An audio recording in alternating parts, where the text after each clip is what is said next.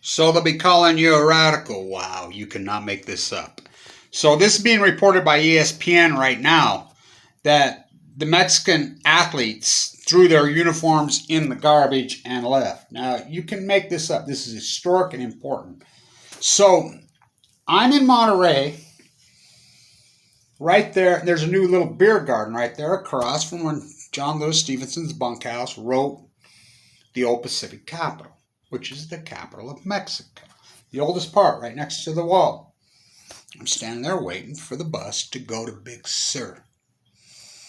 So there's an African-American, young, athletic-looking dude bartending there. We're the first ones there. The boys are sitting there and order beer and we start talking.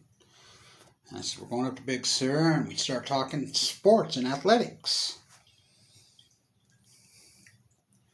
I don't know how we even got on the subject. He didn't even know the Olympics were going. He says, well, you know, my close friend from here plays for the Mexico softball team. I'm like, yeah, and I'm doing this. This is important that I'm doing this in my bathroom because Henry Miller did all those great ones in his bathroom. Yep, the Henry Miller Library, which I slept at his house.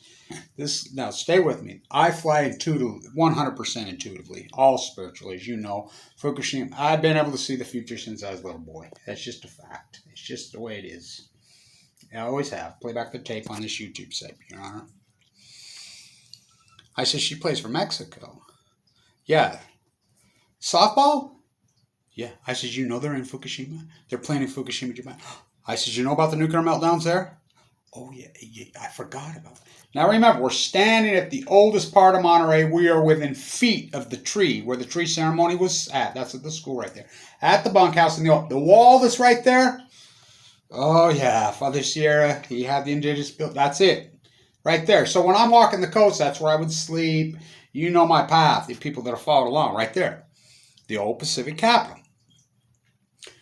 I says, really? Oh, my God. They're in Fukushima. You know how radioactive this is? He says, no, I had no idea. So I go to my phone and I go, Canada has just beat Mexico in the bronze medal game 3-2. Controversial. Mexico is in protest over call. So I go, says, look at this.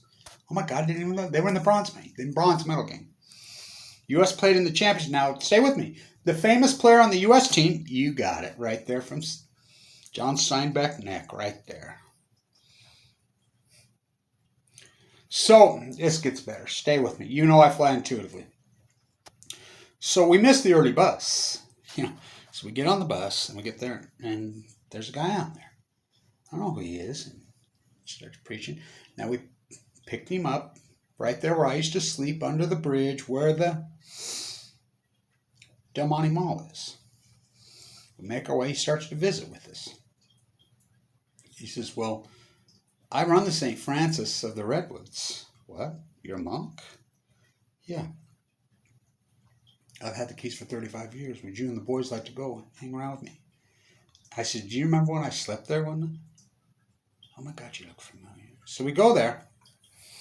This is how into it. He starts telling me. Now, you remember I slept in Carmel Cove. And I almost died. And in the middle of the night, I got up and the padre at the Carmel Mission right there, I didn't know where I was at. I was looking over at the grave, and I was like, whoa. And then he let me in. It was in the middle of the night. I was almost frozen. I almost got a waterbed. I was full of cancer. I was dying. I didn't know Father Sierra was buried there. So this guy starts telling me stories. That's where he worked. He was a world-class Olympic pole vaulter. World-class. Headed for the Olympics in 1971. He says, I found God and I ended up in that mission. I worked with the nuns when it's, I took care of their bodies when they died, blah, blah, blah. Whoa. I said, well, Father Sierra's brother, yeah. So we go to his place and I tell him, well, we want to walk right up to Frontwood and see the albino redwood. What are you talking about? I said, you've been here 35 years, you don't know there's an albino redwood? No. Yeah, it's 100 yards from you. You didn't know. So we go, and I says, the boys would really like a nice piece of redwood to take with, and they're looking around. So we're walking back, and in the woods, really high, he's down there. really spiritual looking. He looks up, hey. I says, well, we're a little late. Sorry, I told you we'd only be 20 minutes. We had a picnic. No, I got something for you. And he walks up to the boys and starts talking. And he says, this is carved by the monks, Spanish monks, in the red ones. I says, how old? Old. Well, now I know the Spanish monks there. Now, were they in Big Sur? Because the road to nowhere, when they started cutting down the trees that they put there, cutting down the redwoods. Well, I know that road to nowhere, and I know the Spanish word, but those guys were in there long before that. Big Sur, Spanish, south. When I got here, I think there was 10 laying around, in the dirt, whatever. This is the only one that I have, and the only one I even know where it's at. I want you guys to have it. When the Pope came here and landed I said, I remember the Pope landed there right there, Carmel, by the mission in the helicopter.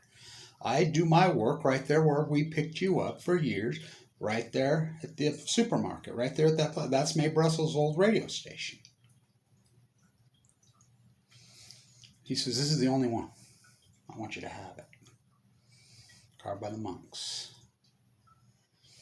So you can't, and again, this is all happening intuitively why it's happening. Just like my whole spiritual walk, everything, I've done everything intuitive, my whole life, by the way. So I just look, and it pops up on my feed. The Mexican team throws their uniforms that they were given in the garbage. ESPN's reporting intelligent. It's not disrespectful. So I go to my email. I look at email. I got an email from a guy who knows a person who's on the softball team. They know about Fukushima. They're leaving everything behind. They're clothes, everything, anything. They're leaving it all behind because of Fukushima. And if you don't think the Mexicans know, they know. Nobody knows. When I used to sleep out there at Castroville, remember, I would sleep with the Mexican pickers. Guess where I met him? Right there where he got on the bus. I would sleep under that underpass right there. That's where I met him. I met him under that underpass, and then I started sleeping out there with the pickers in Castroville. Right there. They know about Fukushima. They left it all and they got the fuck out. I'm telling you. Wow. Nothing more hollow and spiritual than redwoods. Nothing.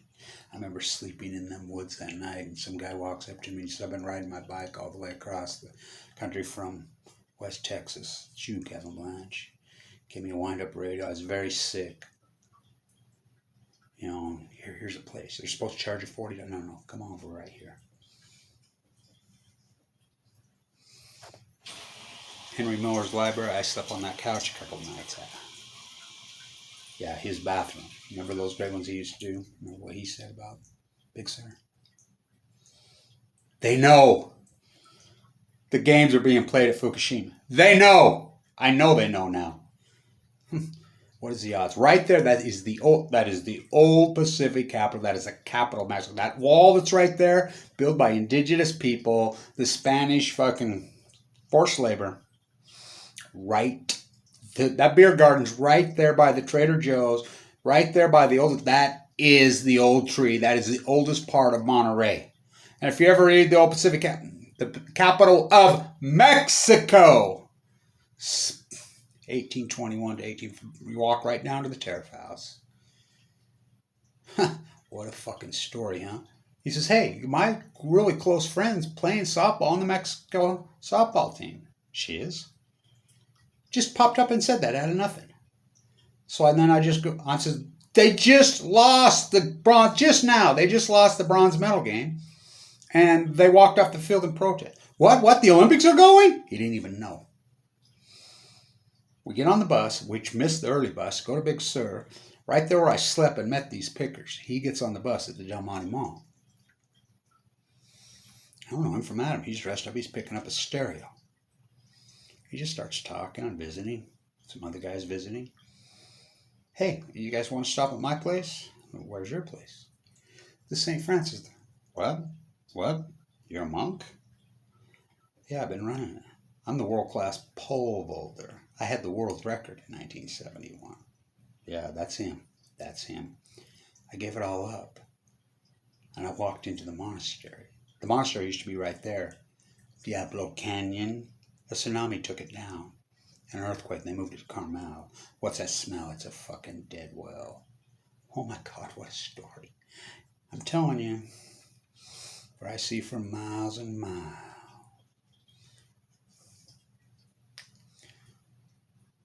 Wow. They know. I just got the email from them. They know about Fukushima. They threw all their clothes off, they left everything fucking there, and they got the fuck out because of the nuclear disaster. Not be protested that fucking bronze medal. They know. I knew it would happen when people got over there. For I see for miles and miles and miles. How far are we clear that? Well, I've been going that long time. Wow. Let's stop this on 2011. Wow, what a fucking story. No, that's 11, not 2011. Let's stop it at 12:12. The Monterey clock struck 12:12 that night. I thought I was going to die. At the Pacific Grove clock a couple years ago in the middle of the night. What a spiritual place. Feels like heaven. They shot that video out there on the cliffs. I slept out there and dreams, out of Gorda, the dreams that came in my mind. That video was 3:11 long. Feels like I must have been asleep for days. Shot right there at Gorda on the cliffs. Wow. Feels like heaven. The Mexican, which part of the United States, well, same thing. They don't know the border. They keep changing the border. The old Pacific capital right there where John Lewis Stevenson wrote it. City right there at that beer garden. Right next to the Trader Joe's, right by the fucking bus terminal. Feels like heaven. 12:12. Wow.